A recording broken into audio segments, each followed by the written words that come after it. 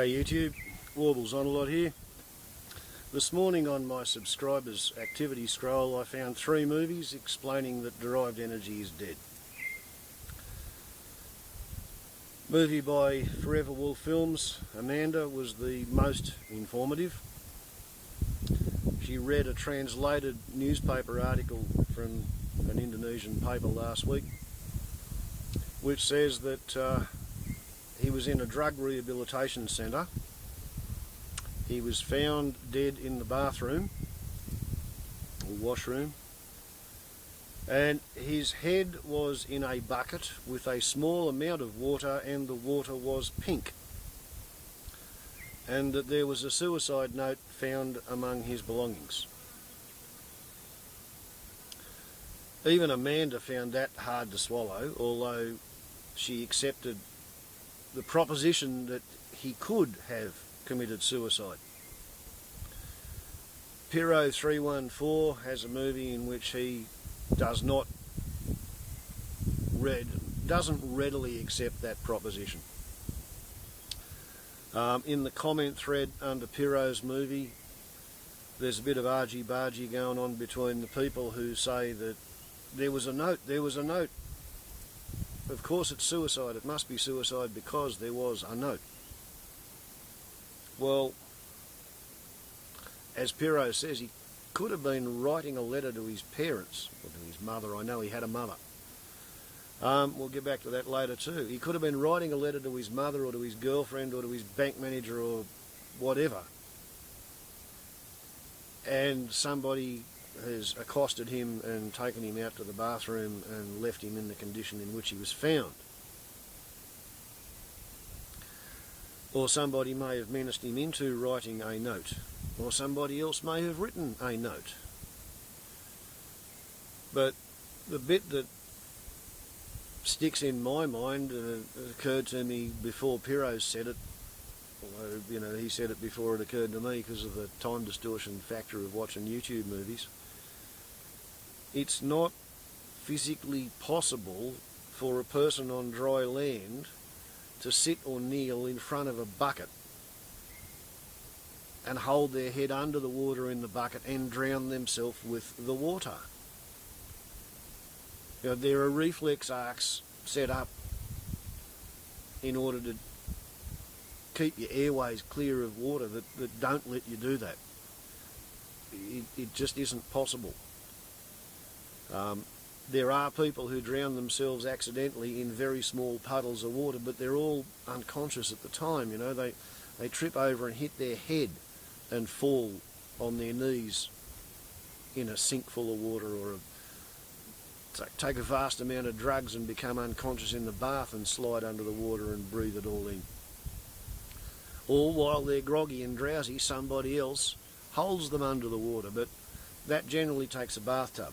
And I don't think a drug rehabilitation centre in Indonesia would run to having a bathtub. It would use showers. Yeah, hand basins and showers. That's just a guess.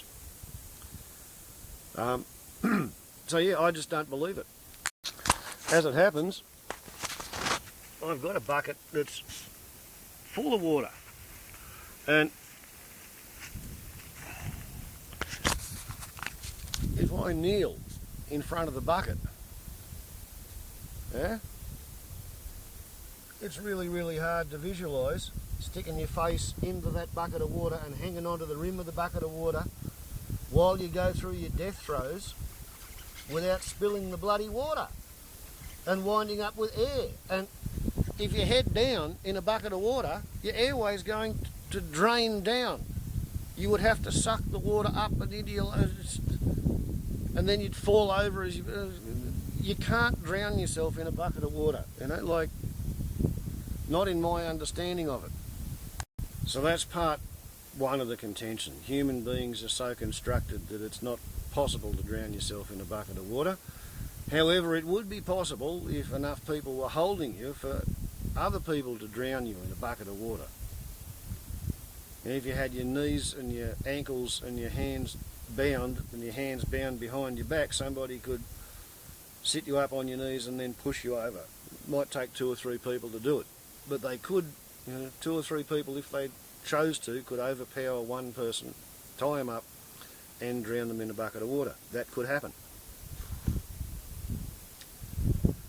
But, correct me if I'm wrong here, drowning generally does not cause bleeding.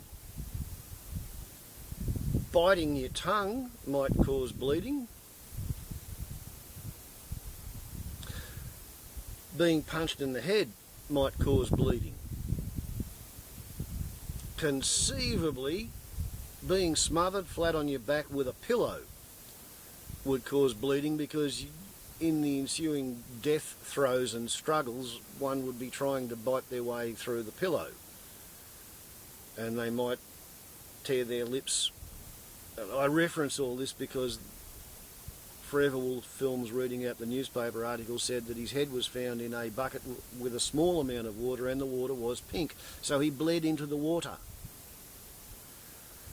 And the authorities at the Drug Rehabilitation Centre have decided with the police that this was obviously a suicide. I guess, suicide. And as Piro said, it's much easier to write it off as suicide than it is to investigate a murder. And then we get back to the idea of what was Derived Energy's attitude to suicide. I'm having a hard time correlating some of the things that his friends are saying on the comment threads. The people who want to believe that it's suicide because that way he got what he wanted and he's now at peace. Unless Derived Energy's mother has died, and unless he was arguing with all the rest of his family, then he did not get what he wanted, because I've had conversations with Derived Energy in so many words on the topic of suicide. Back in the days when I first got on YouTube and I first discovered antinatalism and ephilism in among the atheist community, I was horrified at the idea that, you know, here's a bunch of people peddling a suicide cult. What if they piddle in the ears of some mildly, transiently depressed adolescents and convince them to go and top themselves over some bullshit little issue that they wouldn't remember what the conflict was if they just got on with their life for another 5 years. And Derived Energy was one of the antinatalists who explained to me that no, you're not allowed to do that. If you're an antinatalist, you're not allowed to cause pain and suffering to anybody. And if your death would cause pain and suffering to anybody, therefore you're not allowed to kill yourself, you know. And he said to me in so many words, I could not kill myself because my mother is alive and it would hurt her terribly. So last time I discussed the issues with him, Derived Energy was not at all interested in suicide. When he was imprisoned on the 16th of February for smoking a joint and having another joint rolled and a couple of grams of loose pot, he was in there for 68 days. And then word leaked out that he was in jail, and for 18 days the antinatalists and ethilists and atheists and YouTubers all over the planet were trying to get help to him. And on the 14th of May, that's when Gary @InMendham or @Ethilist or @DoNotGod or whatever he's posting under these days, read to camera Kirk Elliott Neville's letter explaining that, you know, he was actually okay and he had a girlfriend who was able to buy necessities for him in town and bring them to him in jail. And he was let out of jail, and he was still, well, he didn't publicly announce that he was in a drug rehabilitation centre, but that's apparently where he's been since May, 14th of May. And he's been posting on YouTube, and he's been, if anything, even more acerbic and more corrosive in his propagation of the antinatalist ethilist cause than he was before he went to jail. It's like he was angry, he was cranky, and he really was letting loose on his movies, which were all subtitles and caption cards, and I couldn't see what they were. but on the comment threads. I mean, he asked me to make a movie on a particular issue, and I've been meaning to get around to it. I had a couple of goes at shooting the movie, and now he's dead, and I still haven't made a decent version of the movie to upload. It's on my analysis that humanity is never going to colonise anywhere off planet, because it's bacteria that colonise bare rocks in space, not civilisations that colonise bare rocks in space. So yeah, I'm sorry I didn't get to make that movie. I'll have to make it anyway, and you can watch it from the afterlife. And that's not a problem for me to say, because I'm a faithist. I believe that humans have an immortal soul, and I believe that Kirk is a conscious entity in the first and lowest heaven of the earth. If he did somehow manage to commit suicide with a bucket of water, then I guess he's still bouncing around the walls on the inside of the washroom. My experience when I nearly killed myself was a flash forward, and there I was stuck inside the room at the nurse's home, in the male nurse's quarters. If somebody else has killed him, then he'll be a chaotic soul, sort of disturbed and upset and horrified and disoriented by the sudden change from being a material human to being a spirit human. But yeah, I have no problem in addressing the spirit of a YouTube acquaintance friend, but it's a bit discombobulating to see all of the people in the atheist communities who are saying things addressed to Kirk. Oh, Kirk, we miss you. Kirk, we this. Kirk, you that. Kirk, you did this. I'm thinking, hang on. Atheism does not deal well with anything except a happy, cruisy, everything's going fine. When everything all fucks up, that's when people seem to revert to instinctive belief in the immortality of the human soul. That's a curious thing. But there you go, that's my take on it. I agree with Piro. I think anybody who reckons it's possible to kill yourself with a bucket of water is fucking dreaming. I think it's entirely much more likely that old mate has been smothered and then carried to the washroom and propped up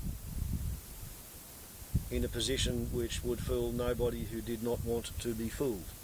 So yeah, sure, the people running the detention facility or drug rehab facility and the police, they will accept that story. And the Indonesian medico-legal judicial system, it's famous for its corruption. So if the police and the people running the drug rehab centre, if they want Kirk to have died from suicide with a bucket of water, that's what they're going to say he's died of.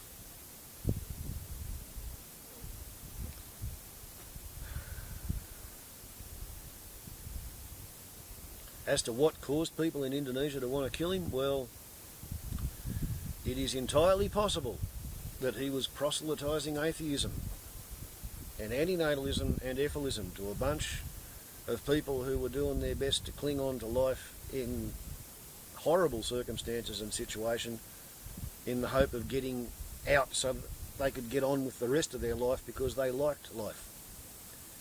If he's been telling them about how horrible it is to be alive, then yeah, maybe they've just decided to gang up on him and show him how good fun death really is not. But that is speculative, you know. He might have trodden on somebody's toes in the shower queue or spilt somebody's food bowl at the kitchen. Anything's possible. But I don't see drowning yourself in a bucket of water as being among the possibilities. You have to have other people intervening and helping to be found in such a position. So, derived energy's dead. Damn. For whatever it's worth.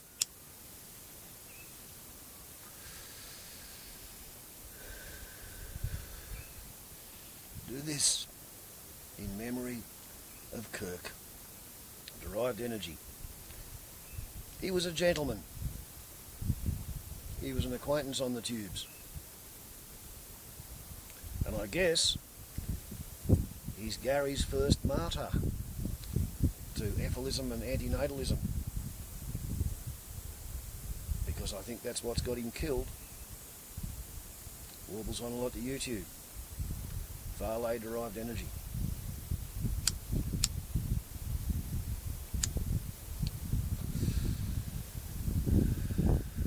Ciao.